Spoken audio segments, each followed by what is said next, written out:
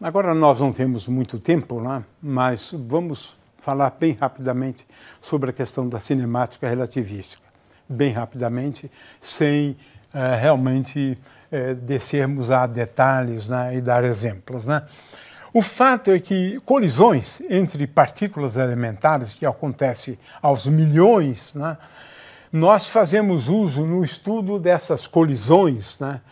Choques, né? Colisões envolvendo partículas elementares. E aqui temos um detetor, né, de partículas do grande laboratório localizado na fronteira da Suíça com a França, o CERN, o grande colisor de hadrons, né? Nesses detetores aqui, grandes equipamentos, né, ocorrem colisões. E o que importa é o seguinte: inicialmente, as partículas têm determinadas energias. A energia de uma partícula que colide é raiz quadrada de πi ao quadrado C2 mais mi ao quadrado C à quarta potência. A quarta potência. De forma que esse aqui é um primeiro dado que é absolutamente fundamental, né, para fazer o que nós chamamos de cinemática relativística, né? A cinemática de colisões, agora levando em conta a teoria da relatividade. Em primeiro lugar, nós fazemos muito uso de dois referenciais, né? O do laboratório, onde a gente vê as coisas de um determinado jeito, e o referencial do centro de massa, no qual nós observamos de um outro jeito. Na verdade, o referencial do centro de massa, ele é definido como a soma dos momentos de cada uma das partículas como sendo igual a zero. Então, vamos dar uma olhadinha nessa segunda animação, onde a gente procura mostrar como a visão de uma colisão é diferente de um referencial para o outro. Do referencial do laboratório, localizado ali naquela parte abóbora, a trajetória é de um jeito.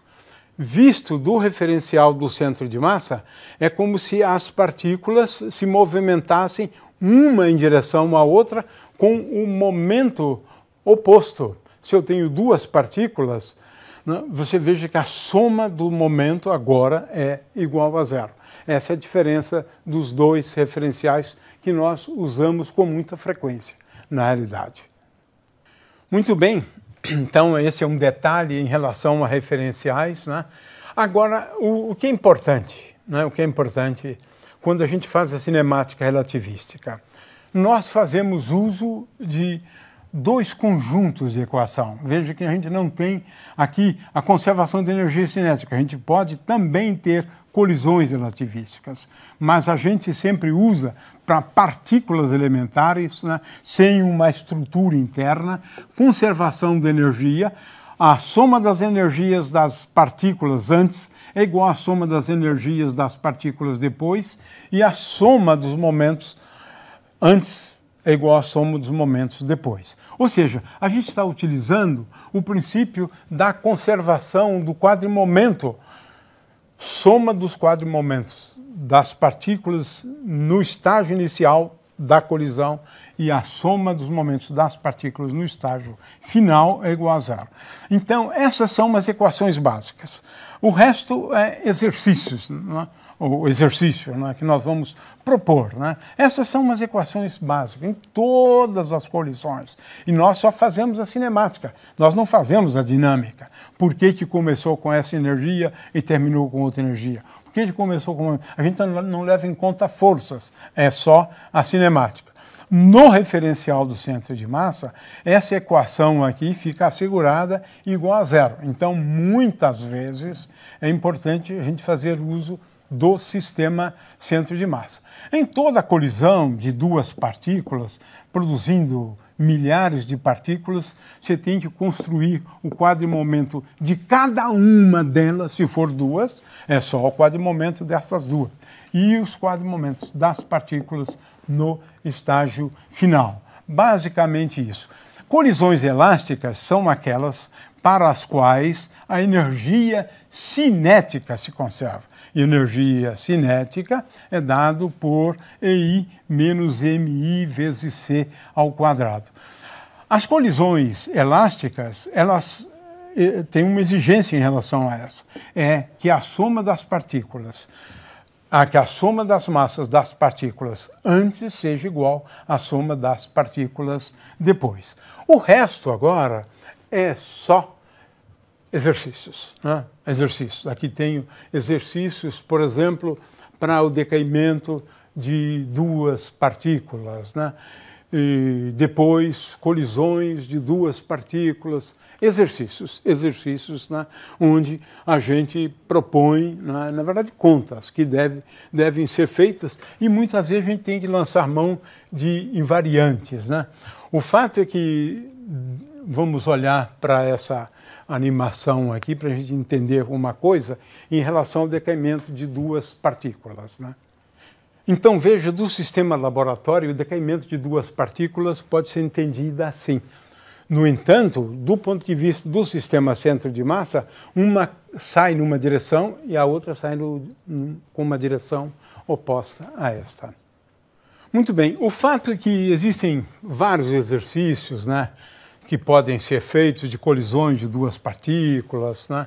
Às vezes a gente faz uso de invariantes para chegar a uma série de conclusões, mas eu estou sempre falando de exercícios, né? Decaimento de partículas, de três partículas, enfim, são exercícios, né?